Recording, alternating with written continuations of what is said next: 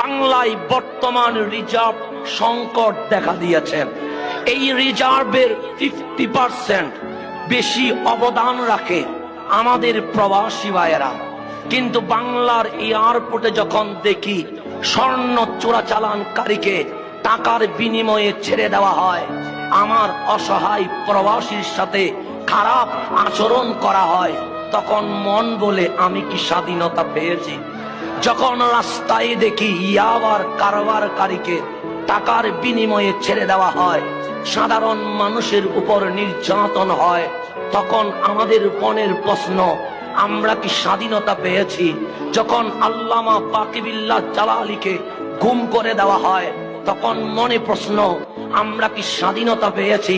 যখন আল্লামা ফারুকের গর্দান কেটে দেওয়া হয়, তখন ওই লাল রক্তের দিকে তাকিয়ে মন বলে ওঠে, আমরা কি স্বাধীনতা পেয়েছি?